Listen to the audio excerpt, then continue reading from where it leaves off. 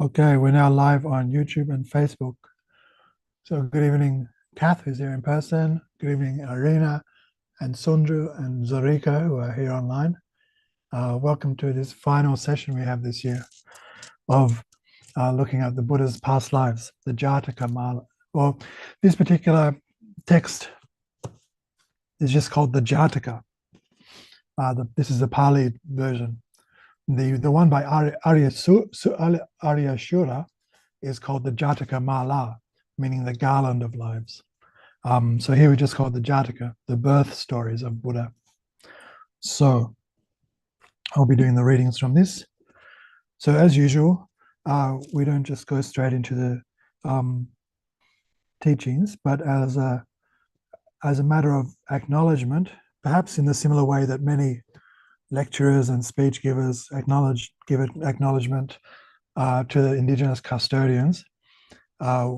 We have that sort of mentality also implicit in the way we practice. We do acknowledge there's local protectors and this type of thing, but we have what are the traditional verses that we do before the teachings and at the end, just to make the particular session special and be able to absorb the meaning of the teachings and focus on the four reliances. I won't go through all of them in detail, but one of them is not relying on just the words themselves, but relying on the spirit of what's being said. So we don't mind using this very old translation that's over 100 years old, done in the late 19th century. It's sometimes, I think in some ways, these older translations do a better job than some of the more recent ones. But in any case, I've just been going through from volume 1. So this is hardcover book is a bit over 300 pages long, and I've got 3 volumes of this in the 33 volume Pali Text Society Tipitaka, the 3 baskets, and I've read them myself. But I've been reading in the context of this course. I've just been reading about 20 pages a week the last 3 weeks. So we'll just continue with that. So let's begin by taking refuge and generating bodhicitta, which really means finding safety and cultivating altruism. In one way or another, it might not be particularly clear to us how this is helping us and how this is helping us practically in our everyday life. But I'm sure it will, over time, we'll be able to see the positive effect that it's making for ourselves and others. And then we'll do the 4 immeasurables, which is a pan-religious, what are called the abodes of Brahma, meaning the divine abodes of loving kindness or friendliness, compassion, sympathetic joy, and equanimity or impartiality. And then we'll do the request for the teachings, which is, why do we request the teachings, even though I'm already sitting here, is that the Buddhist tradition, I was just explaining to the Karma Biting class actually, which is that, the Buddhist tradition, even a person like me, shouldn't be too keen on teaching. I'm doing this course because Rinpoche asked me to in his absence. He's leading a pilgrimage, but we do have to generate this idea that the teachings are only there because we're asking for it.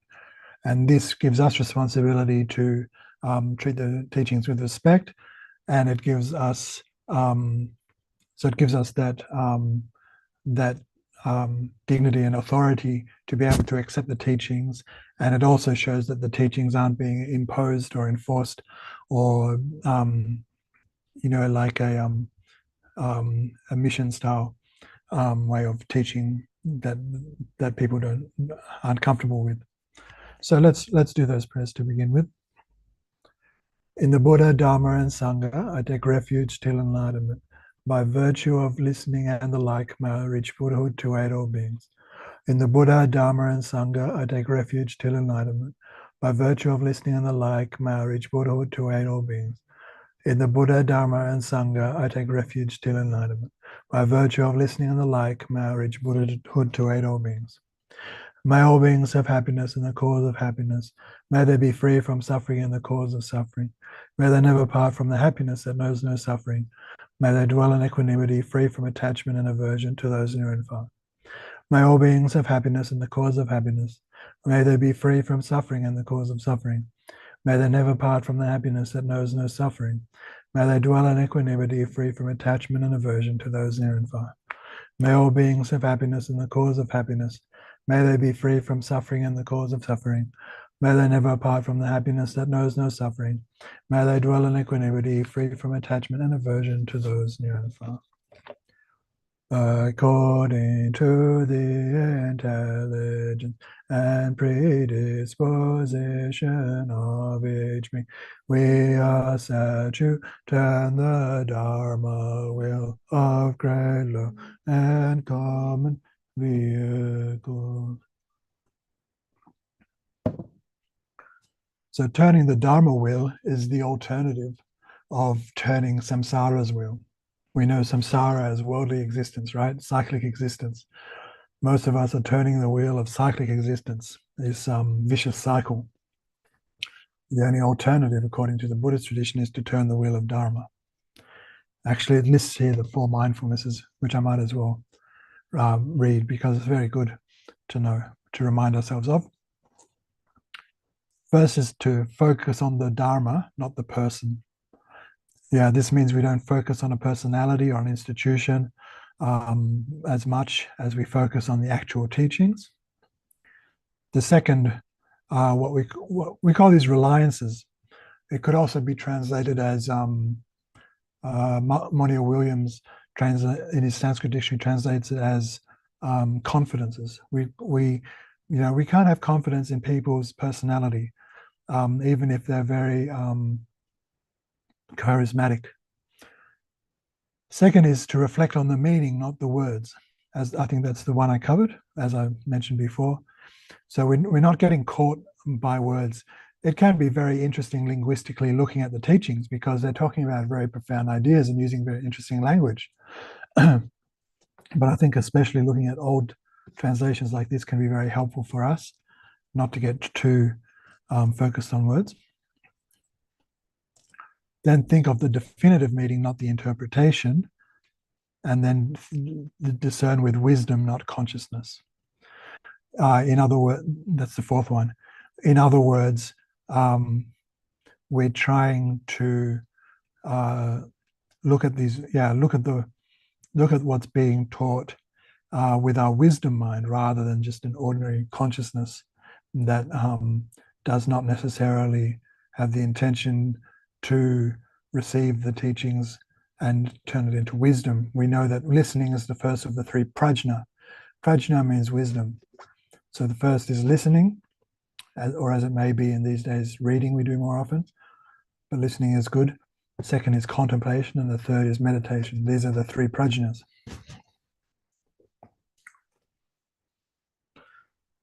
So, as I've mentioned before, if we don't accept rebirth and karma, at least being open-minded about it, if not having a belief about it, if not having a conviction and an experience about it, a huge dimension of the Buddha Dharma is lost if we don't have these beliefs. I'm not saying there's absolutely nothing we can learn from the Buddhism, but if we are a dedicated practitioner, the whole idea is to stop rebirth, really. And if we don't believe in it in the first place, what's the point? So rebirth, we seem to be, I remember the language has developed a bit a few years ago. We might have preferred to use the word reincarnation, or maybe we still do in the case of, the Dalai Lama being the 14th reincarnation of that particular lineage and that type of thing. But ultimately, these 2 words don't have too much difference in meaning. I guess some people prefer the word rebirth because it has the implication that it's very Buddhist in that there's no soul, S-O-U-L, there's no soul or capital S self that continues from one life to the next, right? There is some connection, but it's like one connection touches the other one, and there might be some contributing factors that influence the direction of the next life, but there's no there is, if we go back to the idea of the mala, the Jataka mala, the mala meaning the beads, like the prayer beads, there is some continuation between these discrete lives. And that's the best we can call it. We can call it a mind stream or a continuation. But the beads themselves are separate.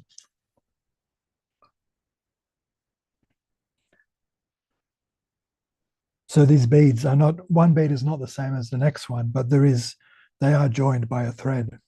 This is the best we can come up with in Buddhism as to how to explain how one life connects to the next. The thread itself is a continuity between one life and the next. In Sanskrit, the word is samtana. It holds the beads together. What I think the Buddha here is teaching us in this Jataka is open-mindedness. Maybe in that time and place, rebirth and karma were generally considered as naturally sensible ideas. You can look into this with some scholarly works. I guess the idea for us is that if we have a particular issue or a predicament with a person or a place or an event, maybe we can learn to think in a similar way to the way these stories the Buddha is telling. There must be some reason that these things are happening that may be hidden to us to begin with. It may be easier for us to accept if we believe in the possibility of past and future lives. As it says in the beginning of each Jataka tale, the Buddha remembers of the past lives what is obscured to most of us ordinary beings. So that's his reason behind teaching them. So, let's begin. We got up to page 61. So we're doing about 20 pages an evening, which is pretty good. The story number 23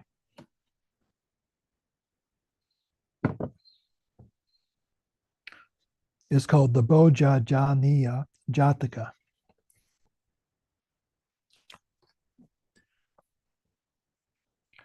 A charger falls wounded when his rider has captured 6 out of 7 kings. Seeing that a hack is being saddled in his place, the charger asks to be saddled again, makes a last effort, and dies in the hour of victory.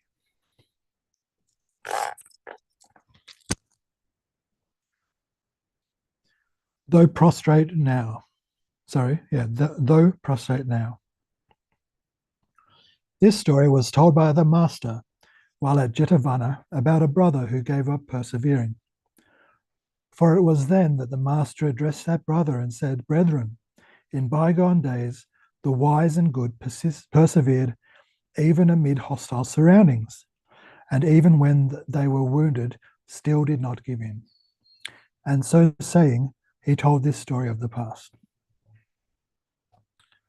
Once on a time, when Brahmadatta was reigning in Benares, the Bodhisattva came to life as a thoroughbred Sindh horse and was made the king's destrier, surrounded by all pomp and state.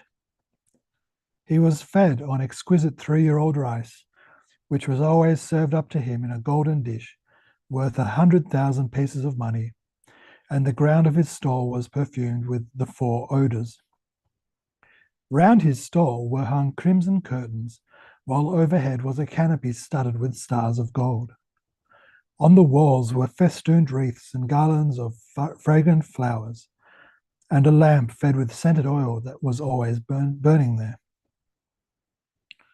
Now all the kings round coveted the kingdom of Benares. That's modern-day Varanasi. Once 7 kings encompassed Benares and sent a missive to the king saying, "Either yield up your kingdom to us or give battle." Assembling his ministers, the king of Benares laid the matter before them and asked them what he was to do. Said they, "You ought not to go out to do battle in person, sire, in the first instance.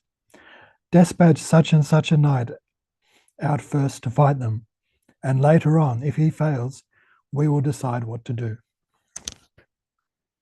Then the king sent for that knight and said to him, "Can you fight the 7 kings, my dear knight?"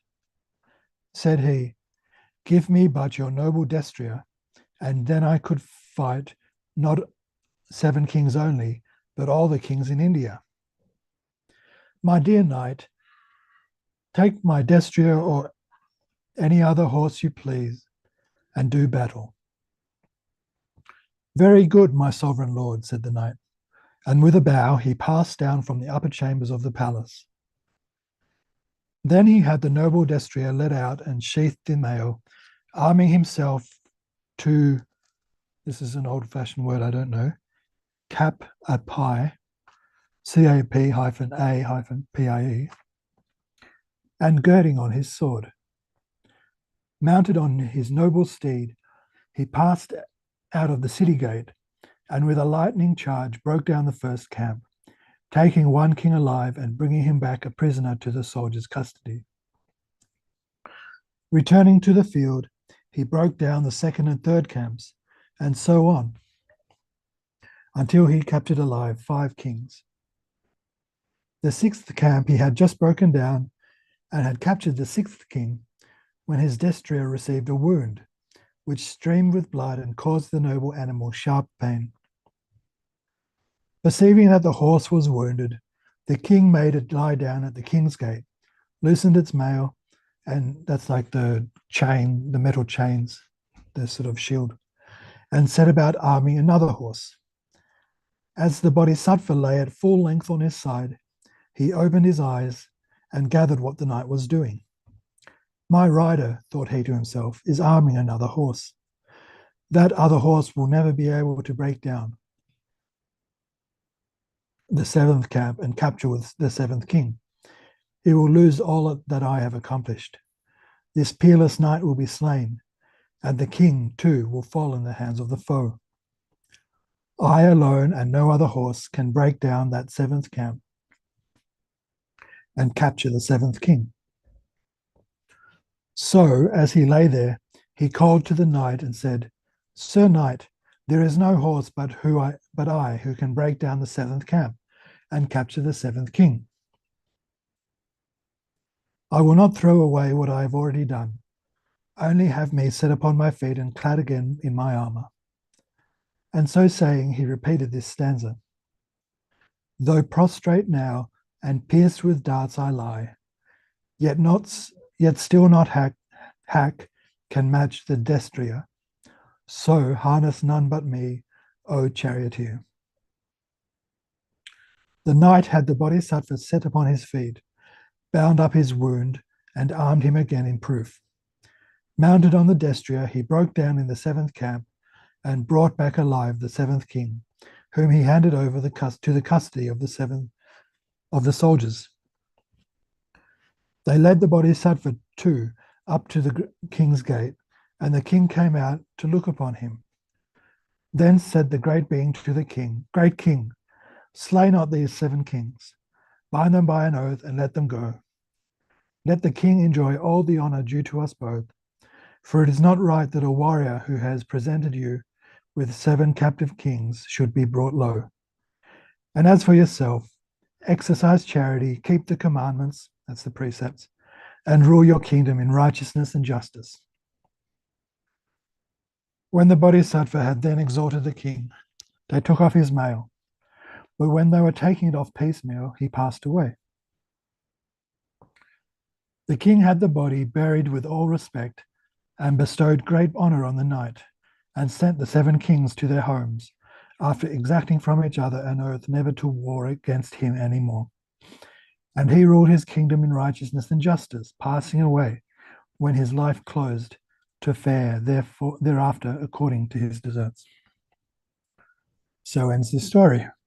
Then the master said, "Thus, brethren, in bygone days, the wise and good persevered even amid hostile surroundings, and even when wounded so grievously, still did not give in. Whereas you who have devoted yourself to so saving a doctrine, how comes it that you give up persevering? After which he preached the four truths, at the close whereof the faint-hearted brother won arhatship. His lesson ended, the master showed the connection and identified the birth by saying, Ananda was the king of those days, Shariputra the knight, and I myself the thoroughbred singed horse. I find it interesting that the Buddha himself was an apparently lower birth, an animal, when his disciples, Ananda and Shariputra, were humans. It's interesting.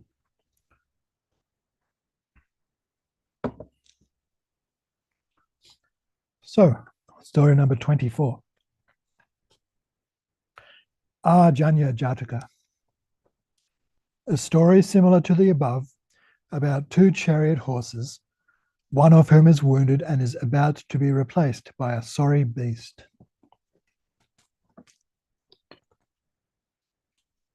No matter when or where. This story was told by the master while at Jetavana about another brother who gave up persevering. But in this case, he addressed that brother and said, Brethren, in bygone days, the wise and good still persevered even when wounded. And so saying, he told this story of the past.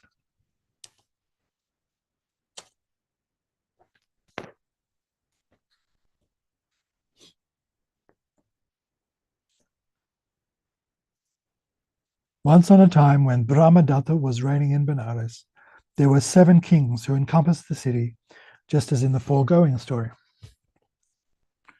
So a warrior who fought from a chariot harnessed 2 sinned horses, a pair of brothers, and, sallying from the city, broke down 6 camps and captured 6 kings. Just at this juncture, the elder horse was wounded. On drove the charioteer till he reached the king's gate, where he took the elder brother out of the chariot, and, after unfastening the horse's mail as he lay upon one side, set to work to arm another horse. Realizing the warrior's intent, the Bodhisattva had the same thoughts pass through his head as in the foregoing story, and sending for the charioteer, repeated this stanza as he lay. No matter when or where, in weal or woe, the thoroughbred fights on, the hack gives in. The charioteer had the Bodhisattva set on his feet and harnessed. Then he broke down the 7th camp and took prisoner the 7th king, with whom he drove away to the king's gate, and there took out the noble horse. As he lay upon one side, the Bodhisattva gave the same counsels to the king as in the foregoing story, and then expired. The king had the body burned with all respect, lavished honors on the charioteer, and after ruling his kingdom in righteousness, passed away to fare thereafter according to his deeds. And that's the end of that short story. His lesson ended, the master preached the truths, at the close whereof that brother won arhatship, and identified the birth by saying, the elder Ananda was the king, and the perfect Buddha was the horse of those days.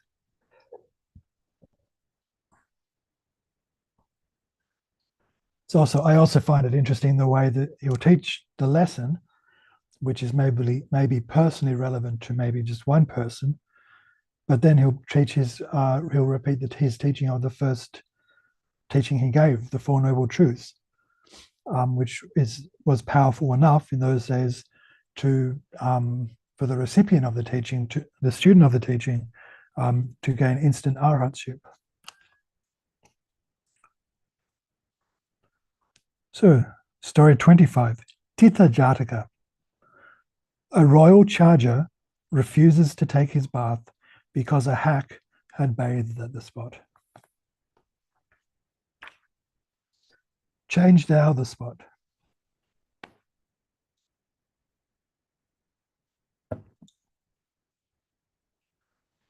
This story was told by the master while at Jetavana about an ex-goldsmith who had become a brother and was co-resident with the captain of the faith, who is Shariputra. Sariputta in Pali. Pali and Sanskrit I've done quite a bit of Sanskrit, and I've done enough Pali to see that it's just, they're very similar, really. I think they could be, I, I speculate that they could be compared to Latin and Italian. One's just a more sort of educated tongue, for the scholarly, more scholarly or priestly, and the other one is more common. Like so Shari Putra in Sanskrit just becomes Sariputta. Then we see a lot of words are the same, like Buddha and Sangha. We see that the word Dharma, the R in Dharma just turns into another M, so it's double M, Dhamma in Pali, or Karma, Karma, just becomes Kama. But other than that, a lot, like, it's, I think, about 90% the same. So it's it's good to accept and follow, just because Buddha spoke two slightly different languages. It's good to accept all of them, I think. Now, it is only a Buddha who has knowledge of the hearts and who can read the thoughts of men. And therefore, through lack of this power, the captain of the faith, Shariputra, had so little knowledge of the heart and thoughts of his co-resident as to prescribe impurity as the theme for meditation.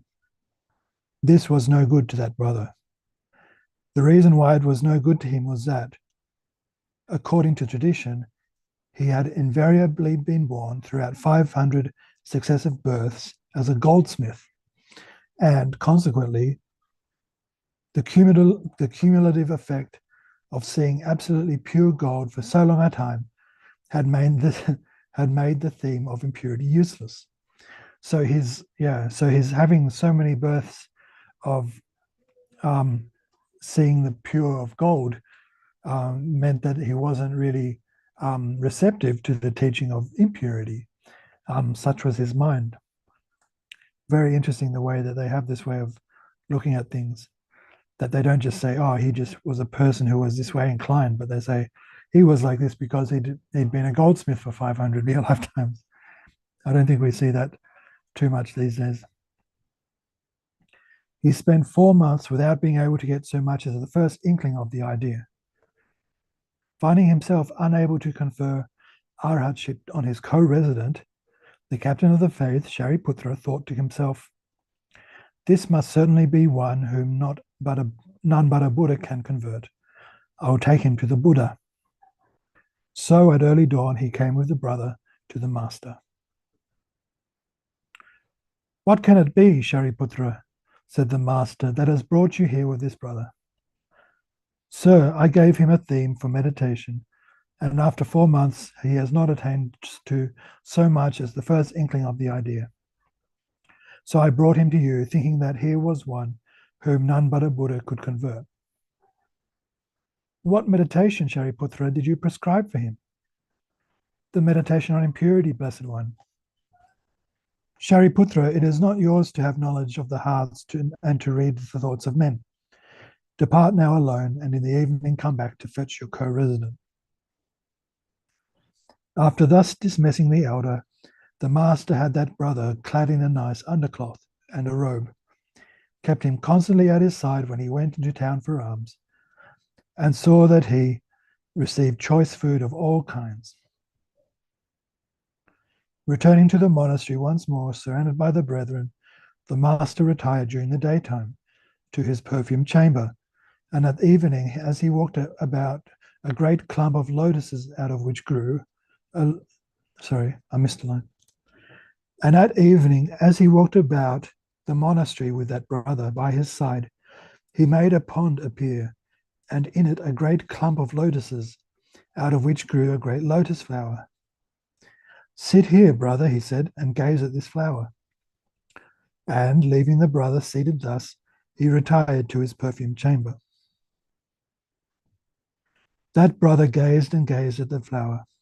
The Blessed One made it decay. As the brother looked at it, the flower in its decay faded.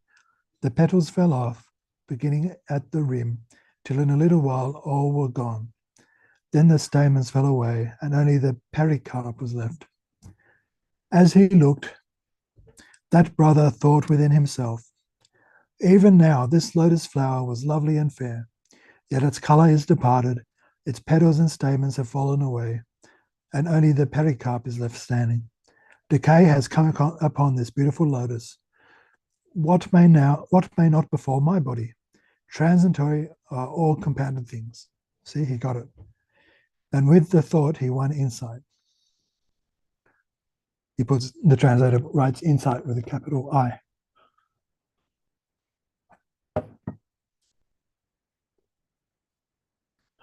Knowing that the brother's mind had risen to insight, the master, seated as he was in his perfumed chamber, emitted a radiant semblance of himself and uttered this stanza. Pluck out self-love as with the hand you pluck the autumn water lily. Set your heart on naught but this, the perfect path of peace, and that extinction which the Buddha taught. At the close of this stanza, that brother won arhatship. At the thought that he would never be born again, never be troubled with existence in any shape hereafter, he burst into a heartfelt utterance beginning with these stanzas. He who has lived his life, whose thought is ripe, he who from all defilements purged and free, wears his last body, he whose life is pure, whose subject senses own him, sovereign Lord. He, like the moon that wins her way at last from Rahu's jaws, Rahu is the eclipse, has won supreme release. The foulness which enveloped me, which wrought delusions utter darkness I dispelled. As, tricked with thousand rays, the beaming sun illumines heaven with a flood of light. After this and renewed utterances of joy, he went to the Blessed One and saluted him. The elder too came, and after due salutation to the master, went away with his co-resident. When news of all this spread among the brethren, they gathered together in the hall of truth, and there sat praising the virtues of the Lord of Wisdom and saying, Sirs, through not knowing the hearts and thoughts of men, the elder Shariputra was ignorant of his co-resident's disposition. But the master knew, and in a single day bestowed on him arhatship, together with perfected scholarship. Oh, how great are the marvelous powers of a Buddha! Entering and taking the seat set ready for him, the master asked, saying, What is the theme of your discourse here in conclave, brethren? Naught else, Blessed One, than this, that you alone had knowledge of the heart and could read the thoughts of the co-resident of the captain of the faith, i.e. Shariputra. This is no marvel, brethren, that I as Buddha should know now that brother's disposition. Even in bygone days I knew it equally well. And so saying, he taught a story of the past. I'll pause here because I thought I'd explain this idea of Bhagavan, Blessed One. Blessed One is, there's an old dictionary that lists about 80 different words. I might have told you this, but I like telling this story. Lists about 80 different words for the word Buddha, which I just imagined as being because he just had such an incredible personality and presence that he just had different names to which he was referred to. So we can think of a few of them that most of us know the Sanskrit of this. So there's Buddha, Bhagavan, Tathagata, Sugata, Jina, Munindra, these types of things. So we all know a handful, I think. So this one, Buddha is usually not translated. If it was, it would be awakened one or something like that. So Buddha is fine, means awake or enlightened in the sense that one's knowledge is manifest. But in terms of, when we see Blessed One, this is an approximate translation of Bhagavan. Bhaga means like a lot or a fortune. You know that saying how we say my lot in life, like it means what I have, what I possess. It has that kind of implication. It's a bit hard to translate. So that's what bhaga means. It means like fortune or lot. And then van means possessing. So possessing a particular fortune. So that's how we get Bhagawan. So that's how we get Blessed One, which is an approximate translation. The Tibetans translate it as something that sounds initially quite different in meaning, but the etymology goes Chom Dende, and so it's three syllables, and each has its own etymology. So Chom means to destroy, Den means to possess, and De means to go beyond. So destroying afflictions, possessing qualities, and going beyond samsara. So that's the meaning of Blessed One or Bhagavan. So we'll begin the story. Once on a time, Brahmadatta was reigning in Benares. In those days, the Bodhisattva used to be the king's director in things temporal and spiritual. At this time, folk had washed another horse, a sorry beast, at the bathing place of the king's state charger. And when the groom was for leading the state charger down into the same water, the animal was so affronted that he would not go in. So the groom went off to the king and said, "Please, your majesty, your state charger won't take his bath." Then the king sent to the Bodhisattva, saying, Do you go, sage, and find out why the animal will not go into the water when they lead him down." "Very good, sire," said the Bodhisattva, and went his way to the water side.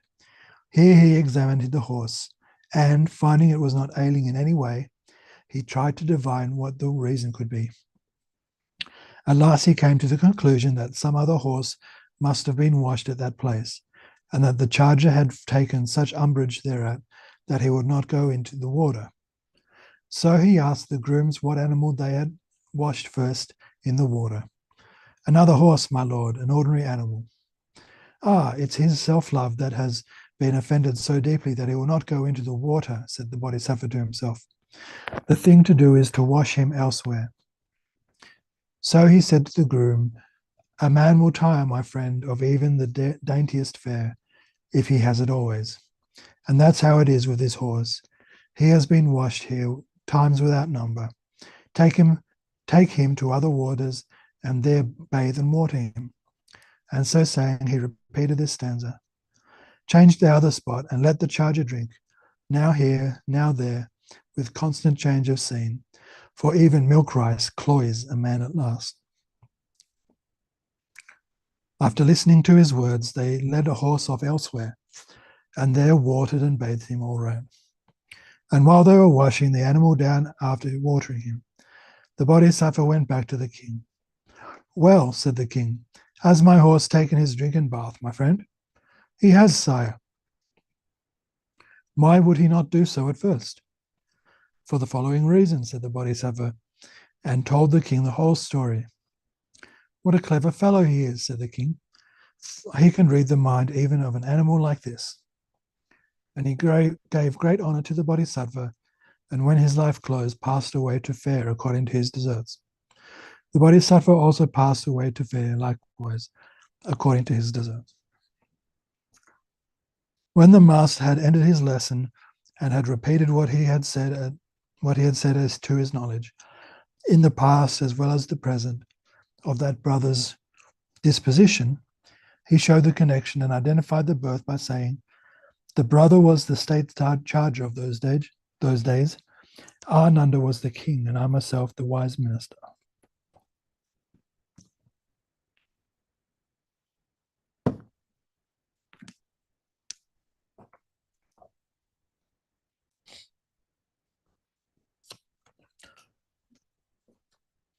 Story number 26 is the Mahila Mukha Jataka. An elephant listening to robbers talk kills his mahut. Mahut, as I've learned from Rinpoche in the Taming the Elephant Mind, in Karma Abiding, is one who tames an elephant. I think it must come from Hindi or something. By listening to virtuous converse, he becomes good again.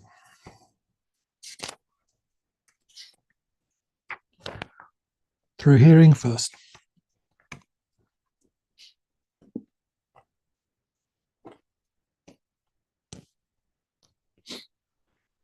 This story was told by the master while at the grove, bamboo grove, about Devadatta who, having secured the adherence of Prince Ajatasattu, had attained both gain and honor.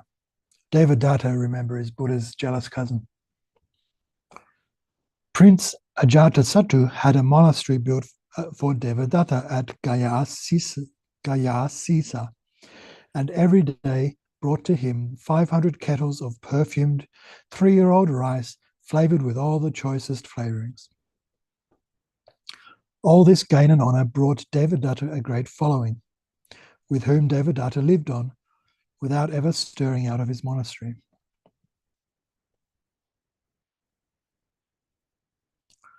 At that time, there were living in Rajagaha 2 friends, of whom one had taken the vows under the master, whilst the other had taken them under Devadatta. And these continued to see one another, either casually or by visiting the monasteries.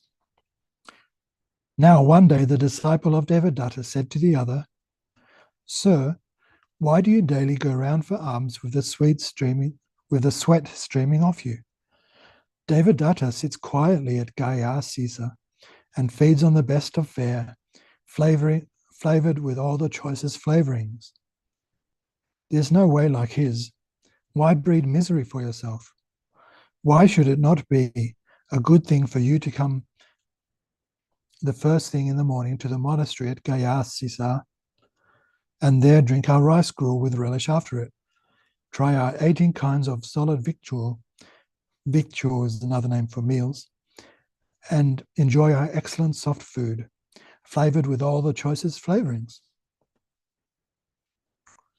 Being pressed time after time to accept the invitation, the other began to want to go, and thenceforth used to go to Gaya Sisa, and there eat and eat, not forgetting, however, to return to the bamboo grove at the proper hour.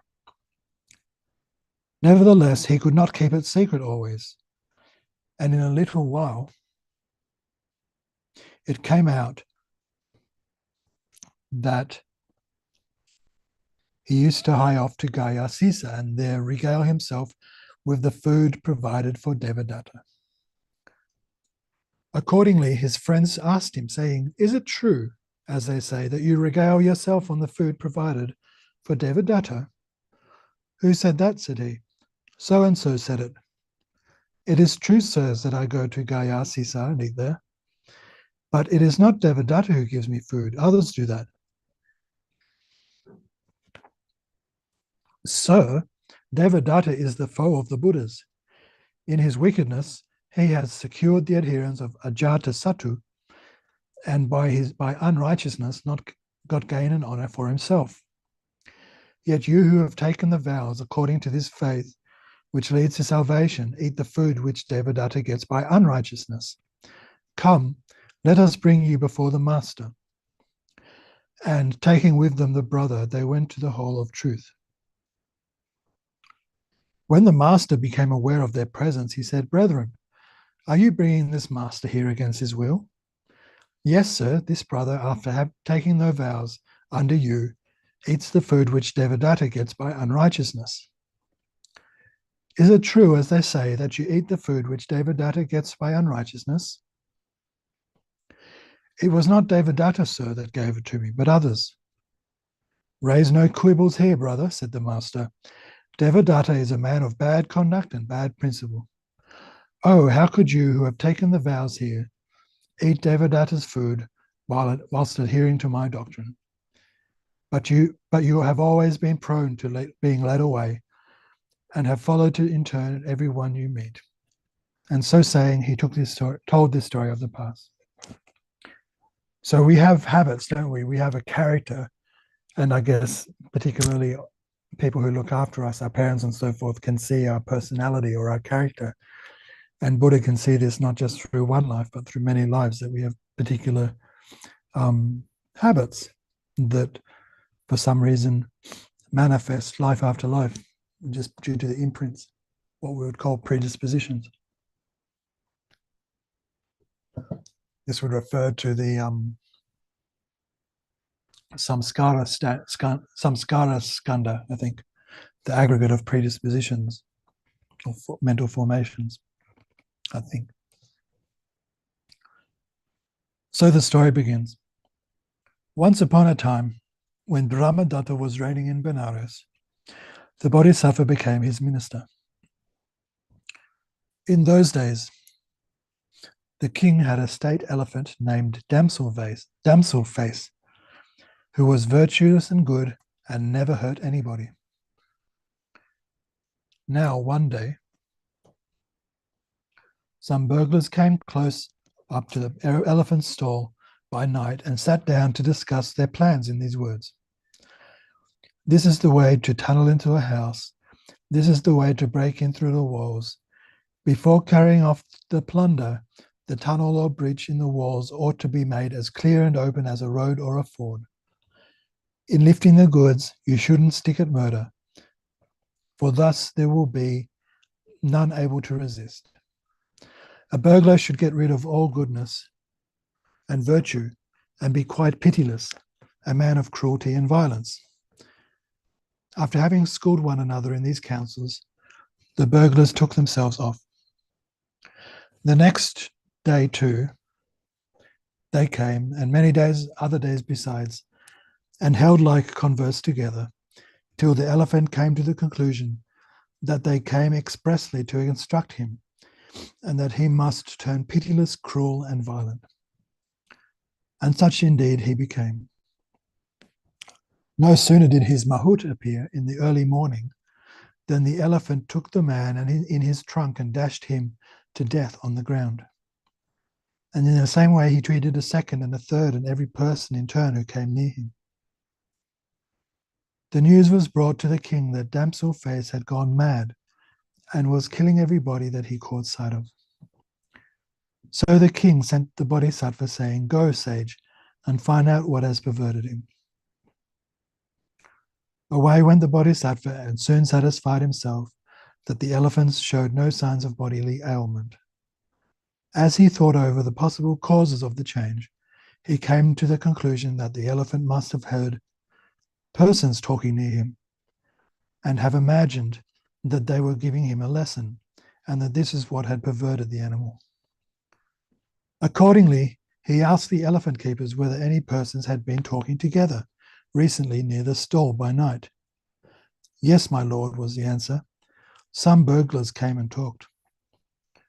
Then the Bodhisattva went and told the king, saying, "There is nothing wrong, sire, with the elephant bodily. He has been perverted by overhearing some burglars talk." "Well, what is to be done now?" "Order good men, sages and Brahmins, to sit in his stall and talk of goodness." "Do so, my friend," said the king. Then the Bodhisattva set good men, sages and Brahmins in the stall and bade them talk of goodness.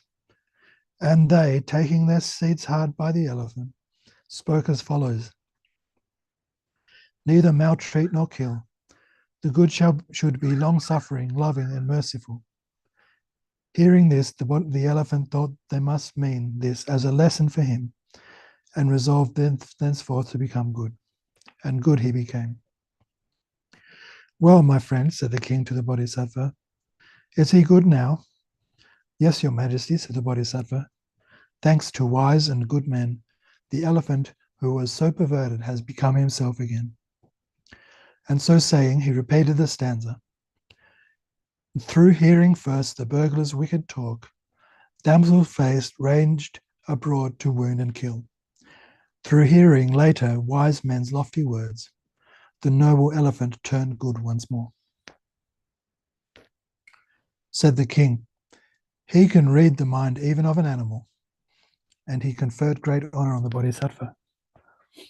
After living to a good old age, he, with the Bodhisattva, passed away to fare according to his deserts. So ends the story. Said the master, "In the past too, you followed everyone you met, brother. Hearing burglars talk, you followed what they said, and hearing the wise and good talk, you followed what they said." His lesson ended, he showed the connection and identified the birth by saying, "The traitorous brother was the Damsel Face of those days, Ananda the king, and I myself the minister.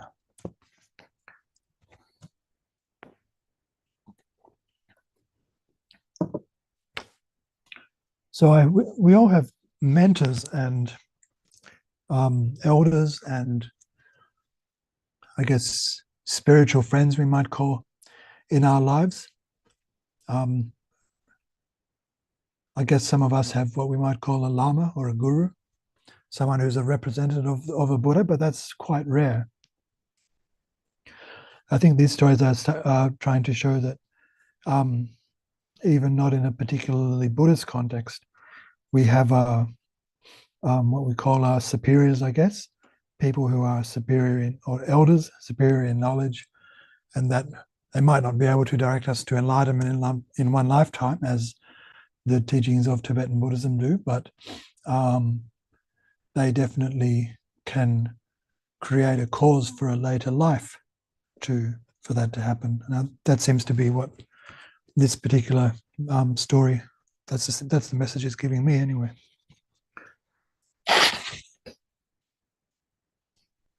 We have teachers of different capacities.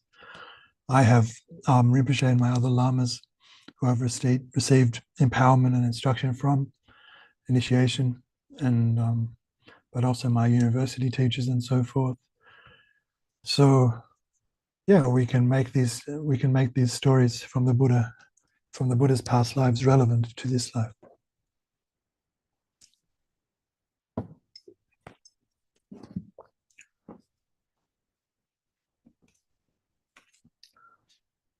We're now up to story number 27. Abhinha Jataka. An elephant missing his playmate, the dog, refuses to eat until the dog is restored to him. So these stories are fun, aren't they? No morsel can he eat. This story was told by the master while at Jetavana about a lay disciple and an aged elder.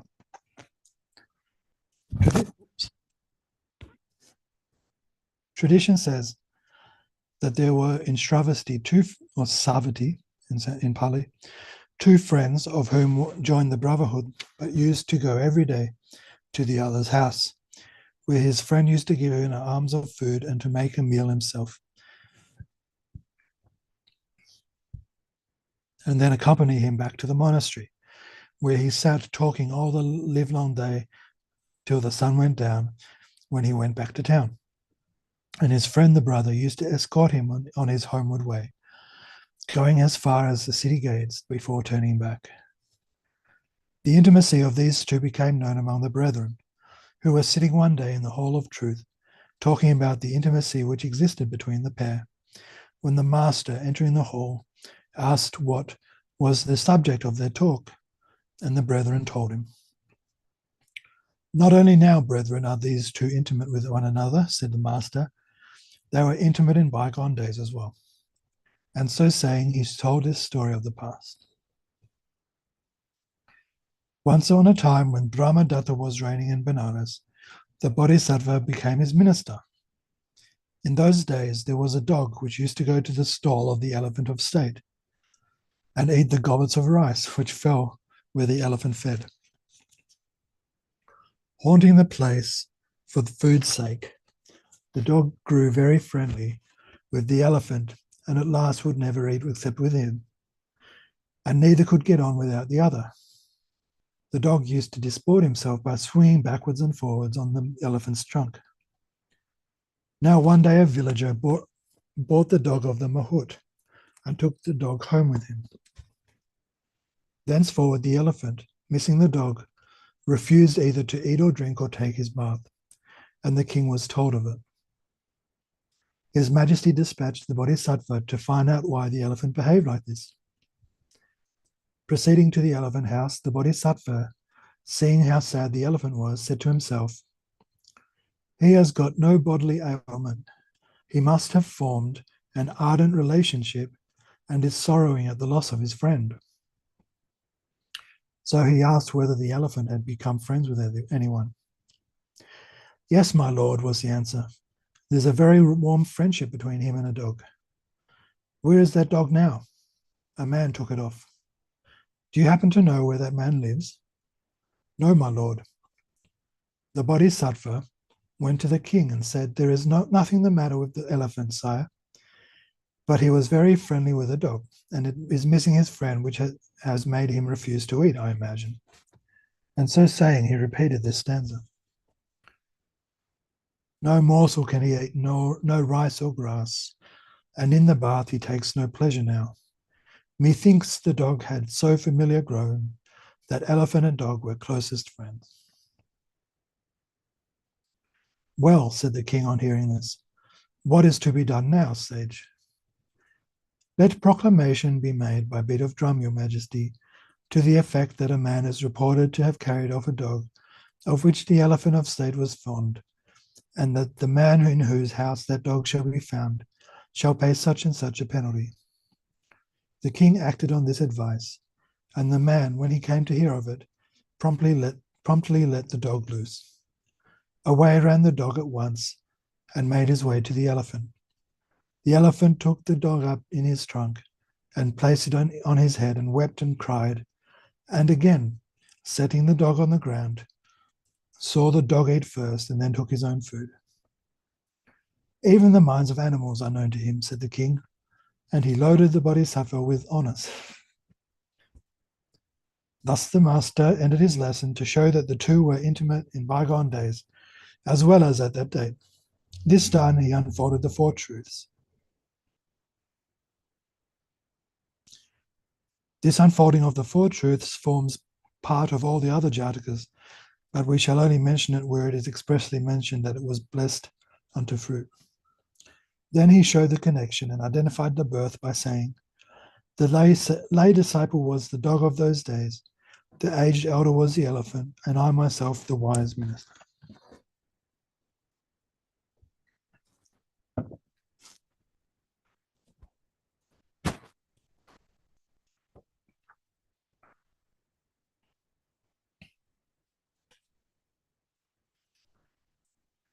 So, as I'm sure we all know, spiritual teachings are a lifelong journey, and we would hope a multiple lifelong journey. And one of the teachings, actually, I can remember, you may have heard of the Lama Tai Situ Rinpoche. He told a pilgrimage, I wasn't there, but I read their story in a newsletter or something once. He told them a story. You know, people want to improve so much. You know, they want to be a much greater person than they think they are.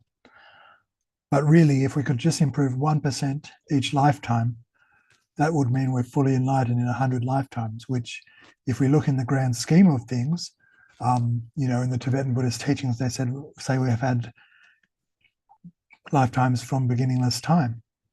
And each creature, each sentient being has been a kind mother in many lifetimes. So if we can have this attitude that I'm not saying that that's the be all and end all of it.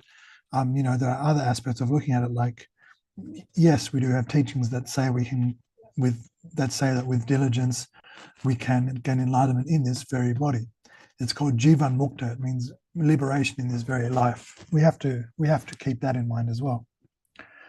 But if we can take particular lessons in our lifetime and hope to continue in a positive way in the next, with the correct amount of merit. This is interesting. I talked about this just the other day.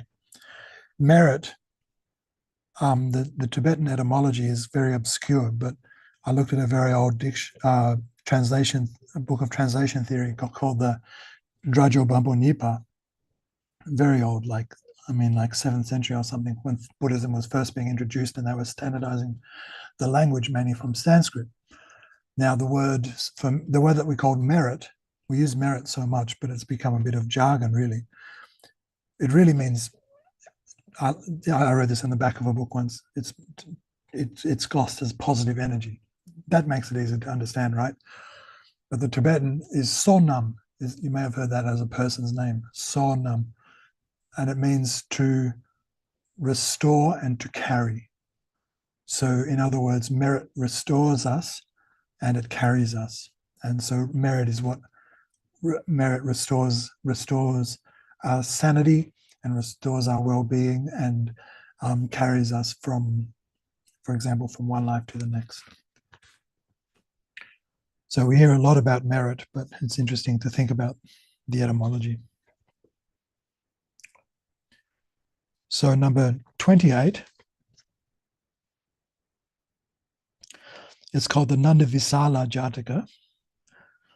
How, by incivil words to his bull, a Brahmin lost a bet, which by civility to that animal he afterwards won.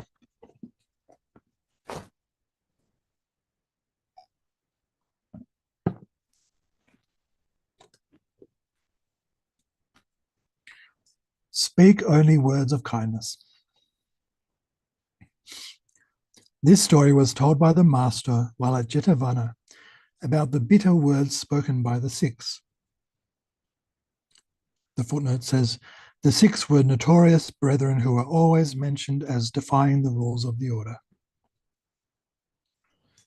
For in those days, the Sikhs, when they disagreed with respectable brethren, used to taunt, revile, and jeer them, and load them with the 10 kinds of abuse. This the brethren reported to the Blessed One, who sent for the Sikhs and asked whether this charge was true. On their admitting its truths, he rebuked them, saying, brethren, hard words gall even animals. In bygone days, an animal made a man who had used harsh language to him lose 1,000 pieces. And so saying, he told this story of the past.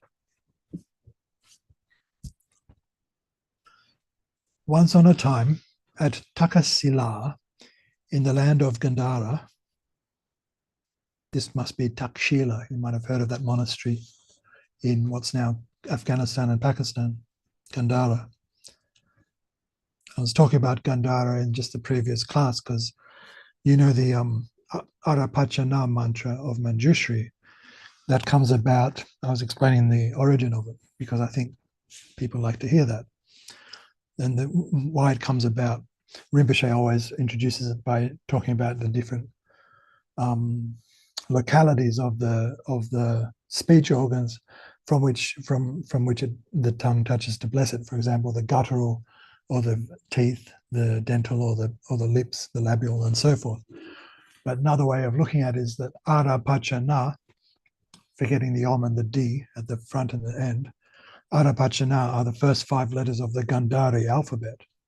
And so that contains a significance, and each letter of the alphabet is a reminder of one particular aspect of the perfection of wisdom. So in one of the perfection of wisdom sutras, there's a whole paragraph. This is in a translation by Conze, C-O-N-Z-E, which is very famous. So in the perfection of wisdom, and I've found this, I've got the book at home. And what I'm going to do is suggest to Rinpoche that, we've got this booklet for our karma abiding classes, Taming the Elephant Mind. And I think in future editions, we should include one page just explaining this, because it's very beautifully, it explains that so they basically, Arapachana are basically the five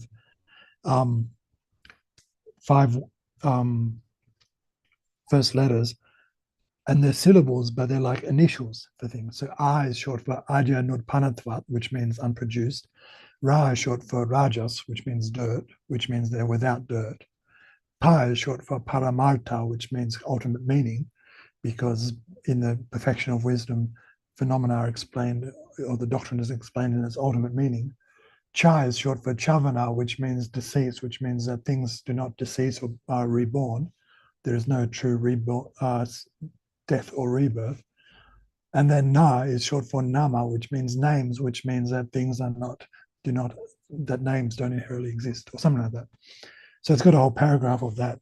And then there's the Om at the front, which means auspiciousness, which in turn probably comes from the Sanskrit having done a bit of spoken Sanskrit. The word means yes. So Om is like just meaning a term of agreement. And then the D at the end is, again, it's a root, which actually means to think.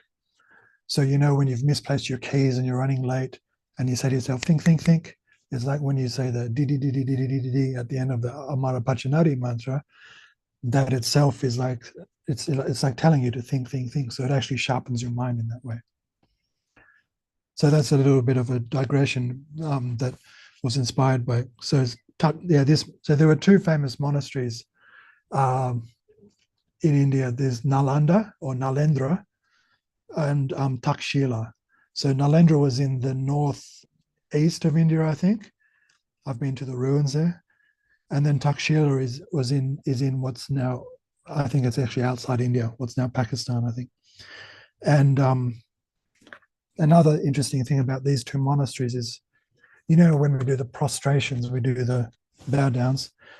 Some are short ones. Some people do short ones just kneeling, and other ones do the full ones, which are like going full ahead. It's not so much that one is better than the other, but actually they just come from one of the two monasteries. I can't remember which one's which, but one is the Nalendra prostration and one of them is the Takshila prostration. So it's not that so much that doing a full length is better than doing the shorter one. Just a different tradition. Okay, let's go to start the story.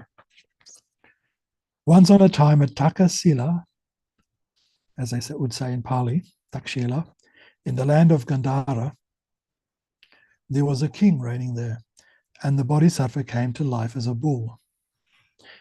When he was quite a tiny calf, he was presented by his owners to a Brahmin, who came in, they being known to give away presents of oxen to such like holy men. The Brahmin called it Nandi Visala, great joy, and treated it like his own child, feeding the young creature on rice gruel and rice. When the Bodhisattva grew up, he thought thus to himself, I've been brought up by this Brahmin with great pains, and all India cannot show the bull which can draw what I can. How if I were to repay the Brahmin the cost of my nurture by making proof of my strength? Accordingly, one day he said to the Brahmin, Go, Brahmin, to some merchant rich in herds and wager him 1,000 pieces that your bull can draw 100 loaded carts.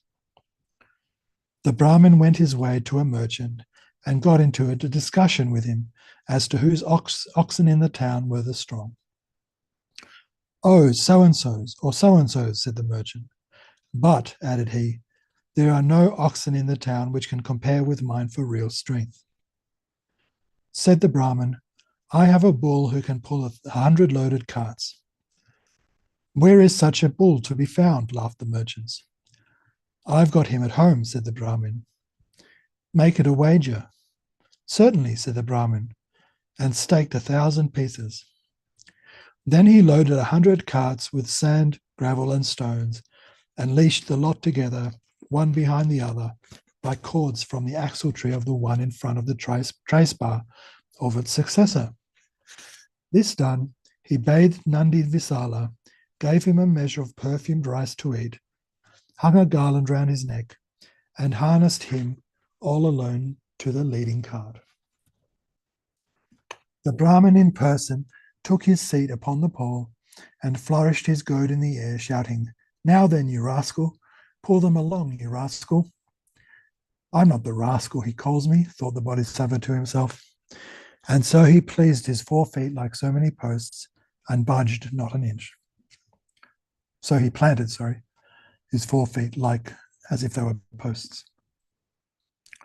Straight away, the merchant made the Brahmin pay over the 1,000 pieces. His money gone, the Brahmin took his bull out of the cart and went home, where he lay down on his bed in an agony of grief. When Nandi Visala strolled in and found the Brahmin a prey to such grief, he went up to him and inquired if the Brahmin were taking a nap. How should I be taking a nap when I have had 1,000 pieces won of me? Brahmin, all the time I have lived in your house, have I ever broken a pot or squeezed up against anybody or made messes about? Never, my child. Then why did you call me a rascal? It's you who are to blame, not I. Go and bet him 2,000 this time. Only remember not to miscall me rascal again. When he heard this, the Brahmin went off to the merchant and laid a wager of 2,000. Just as before, he leashed the 100 carts to one another and harnessed Nandi Visala, very spruce and fine, to the leading cart. If you ask how he harnessed him, well, he did it in this way. First, he fastened the cross yoke onto the pole. Then he put the bull in on one side and made the other fast by fastening a smooth piece of wood from the cross yoke onto the axle tree, so that the yoke was taut and could not skew round either way. Thus, a single bull could draw a cart made to be drawn by two. So now, seated on the pole, the Brahmin stroked Nandi Visala on the back and called him in this style. Now then, my fine fellow, pull them along, my fine fellow. With a single pull, the Bodhisattva tugged along the whole string of the 100 carts till the hindermost stood where the foremost had started. The merchant, rich in herds, paid up the 2,000 pieces he had lost to the Brahmin. Other folks, too, gave large sums to the Bodhisattva, and the whole passed into the hands of the Brahmin. Thus did he gain greatly by reason of the Bodhisattva. So the story ends. Thus laying down by way of rebuke to the Sikhs, the rule that hard words please no one, the master as Buddha uttered this stanza. Speak only words of kindness, never words unkind. For him who spoke him fair, he moved a heavy load and brought him wealth for love.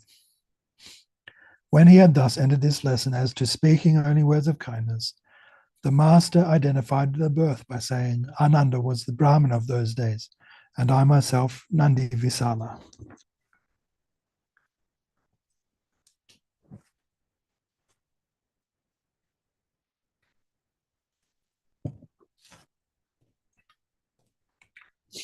Just be another 15 minutes or so.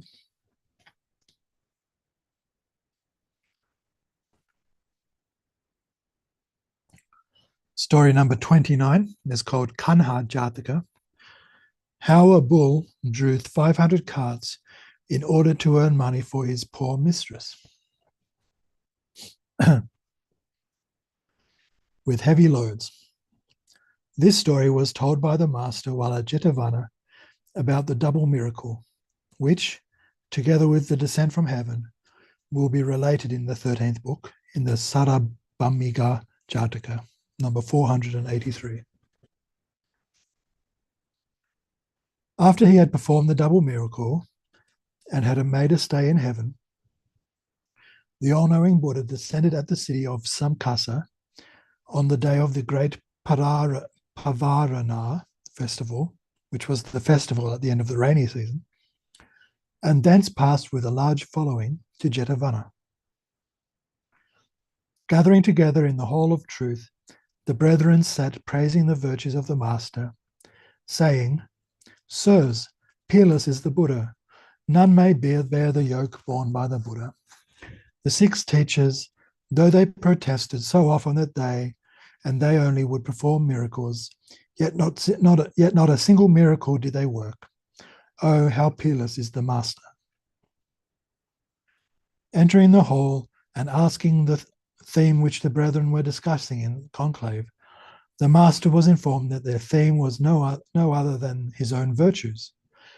Brethren, said the master, who shall now bear the yoke borne by me? Even in bygone days, when I came to life as an animal, I was unmatched. And so saying, he told this story of the past. Once on a time when Brahmadatta was reigning in Benares, the Bodhisattva came to life as a bull.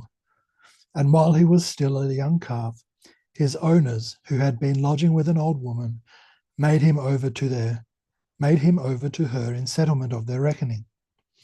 She reared him like her own child, feeding him on rice gruel and rice and on other good cheer. The name he became known by was Granny's Blackie. Growing up, he used to range about with the other cattle of the village and was black as jet. The village urchins used to catch hold of his horns and ears and dewlaps and have a ride, or they would hold on to his tail and play and mount on his back. One day he thought to himself, my mother is very poor. She has painfully reared me as if I were her own child. What if I were to earn some money to ease her hard lot? Thenceforth he was always looking out for a job.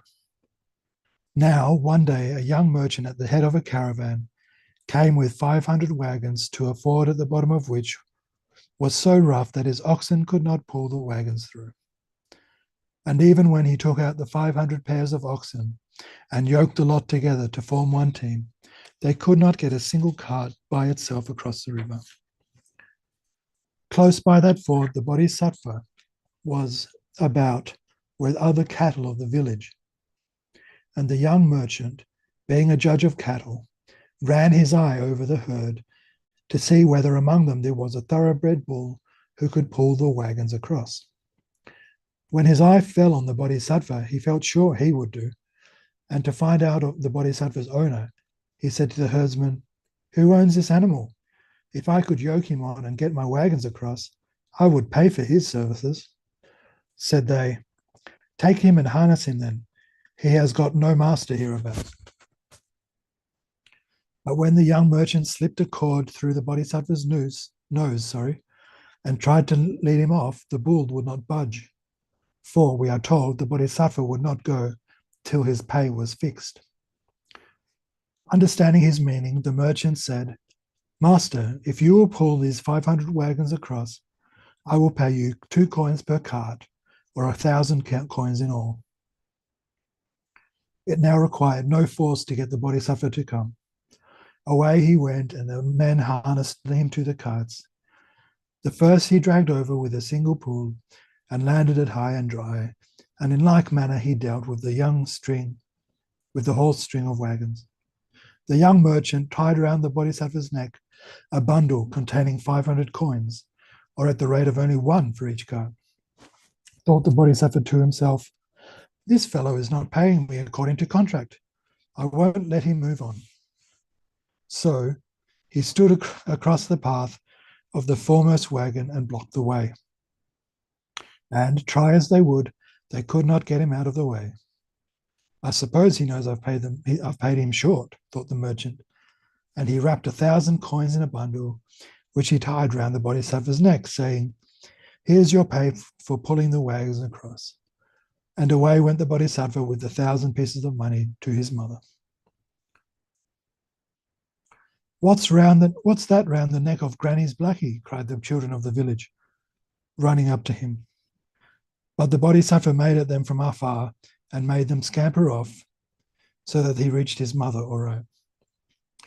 Not but what he appeared fagged out, with his eyes bloodshot, from dragging all those 500 wagons over the river. The pious woman, finding 1,000 pieces of money round his neck, cried out, "Where did you get this, my child?" Learning from the herdsman what had happened, she exclaimed, "Have I any wish to live on your earnings, my child? Why did you go through all this fatigue?" So saying, she washed the Bodhisattva with warm water and rubbed him all over with oil. She gave him drink and regaled him with due victuals.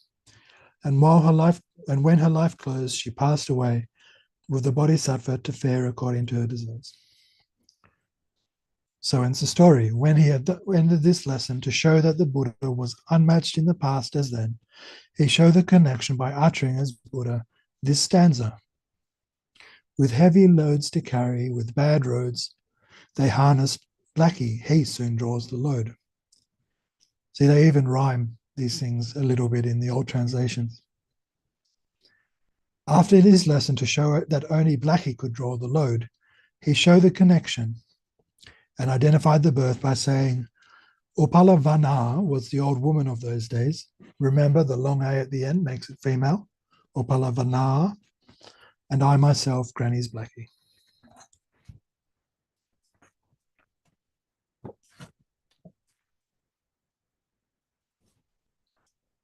So I'll just do 1 or 2 more.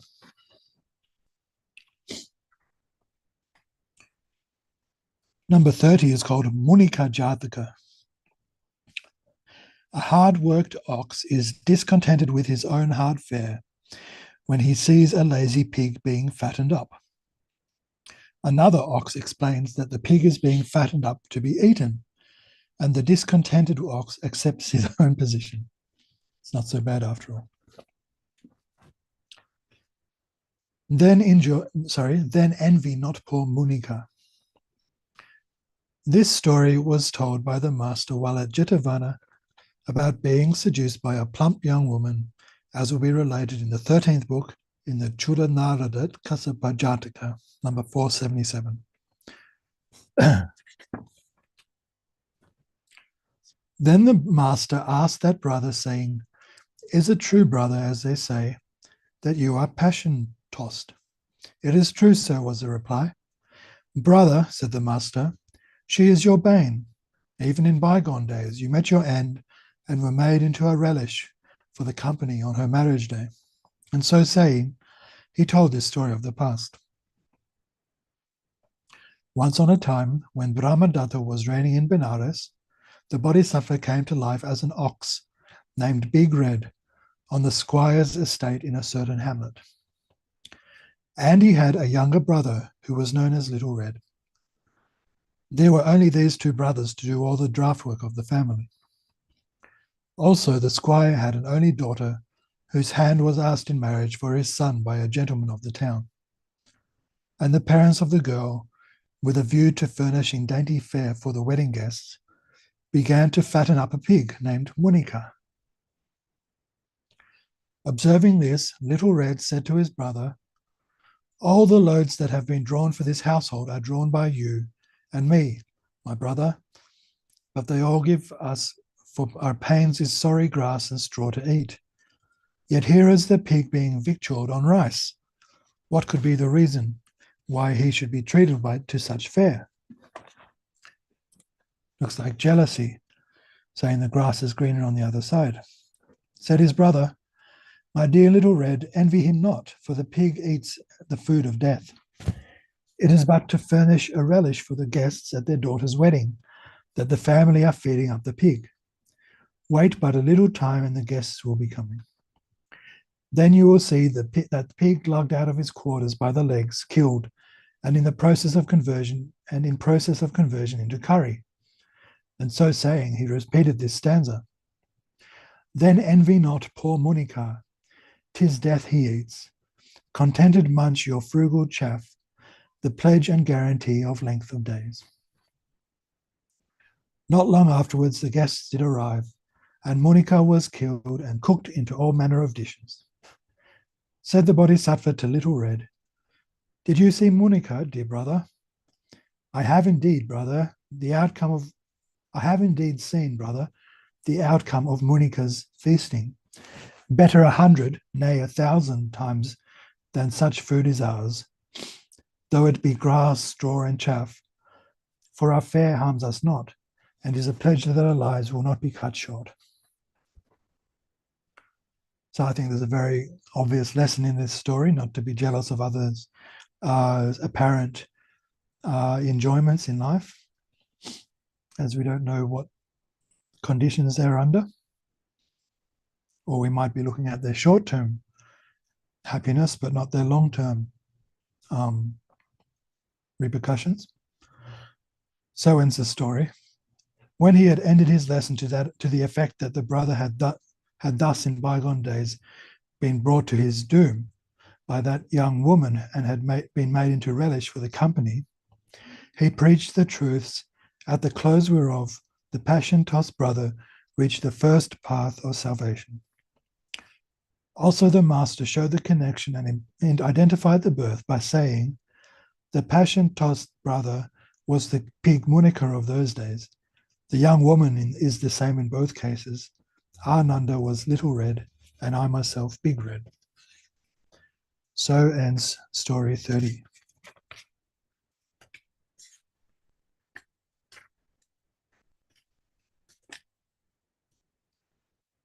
And story 31 is over 6 pages, which I'm not going to finish in 5 minutes, and I want to keep in time. So that finishes story 31. Sorry, 30. So we've covered the first 30 stories of the Pali Jataka in the last 4 weeks. I've really enjoyed reading through these. As I said, I've read through them already, as I do evening readings by myself at home, and I'd probably read maybe 10 pages of this a week. And I read through these a few years ago. Yeah, 3 years ago, November 2020. So I'd be doing this anyway, and I needed to do lead the karma binding classes before this on the Tuesday evenings anyway, which is just finished before I started this lesson. So I hope you've enjoyed sitting through these teachings the last 4 weeks, and with Rinpoche before that, the way he taught through the different texts and even picked out particular stories that were particularly relevant. I decided to just go from the beginning of this one. So on that note, we'll be taking a break from these Tuesday evening classes until the first academic term of next year, which will be around probably early February 2024. And in the meantime, we'll be playing videos each Sunday morning for the karma binding meditation. And I know I'll be leading one session weekend after next. So I'll be teaching the Sunday session. And other than that, I hope you keep up your own reading throughout the holiday period. Please remember, study is a good foundation, and also balance study with contemplation and meditation. These are the three prajnas, the three wisdoms, or the three, there's a difference between prajna and jnana, or sherab and yeshe as they translate into Tibetan. Prajna leads to jnana. Jnana is short for Lokotara jnana, which means transcendental wisdom, sometimes translated as primordial wisdom. Primordial is more the Tibetan, transcendental is more the Sanskrit. But then that's transcendental wisdom. But then there's prajna. Prajna is like discriminating wisdom or intellect, which we need to develop to develop transcendental wisdom. How do we develop prajna? There are 3 levels of prajna: listening, also known as study; contemplating, also known as reflecting; and then meditating, also known as cultivating. So we do these 3 levels. Doesn't have to, this is more a personal experience, doesn't have to be necessarily those in that succession. Maybe traditionally it is, but sometimes I find that by doing meditation first, it puts you in the right atmosphere, the right state of mind to be able to pick up any book, a book like this, or a book like Taming the Elephant Mind, or a book like going through your notes that you've been taking for the classes and that type of thing.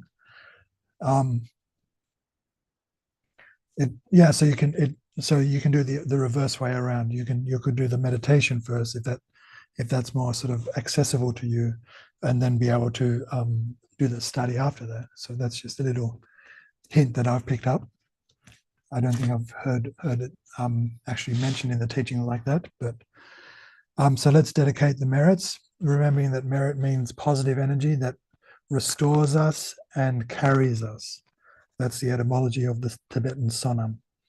So we dedicate, we take the good karma that we've created through sitting through these teachings, which, as I've acknowledged before, takes a little bit of patience, and we spread this energy, this positive energy and merit, to all sentient beings who deserve our repayment of their kindness as our past life mother. By this merit may we overcome the defilements and gain omniscience. May I liberate all beings from the ocean of birth, old age, sickness, death. Hearing the Mahayana teachings, whatever merit I have accrued, may all beings become stainless vessels to all the Mahayana teachings. Courageous Manju, Shenu all things, Man Samanta Bhadra, likewise following all of their examples, I shall dedicate all these merits. May the excellent Bodhicitta take birth where it has not yet done so. Where it has been born, may it increase freely without degeneration. A couple of words. Thank you so much. No, you don't need to see me. Thank you so much for doing these teachings, Jamyang. Okay. It's really interesting hearing it from you and from you, Rinpoche. You complement Rinpoche's teachings really beautifully. And I like it's really great the way in which you expand on all the things, particularly this week on Manjushri. That was really important for us. Yeah. Thank you very much. You're welcome. And all the very best to the coming season. Thank you. And please teach some more. Thank you. So thank you, Kath. Thank you, Irina, Sundru, Helen, and Zorika. And yeah, it's great. It's fascinating to hear the stories about Buddha's reincarnation. Definitely give us more understanding about our life, and you're doing so well by doing that. Thank you very much. Greatly thank you, Irina. Thanks to everyone on Facebook and YouTube too. Good night, everyone. Good night.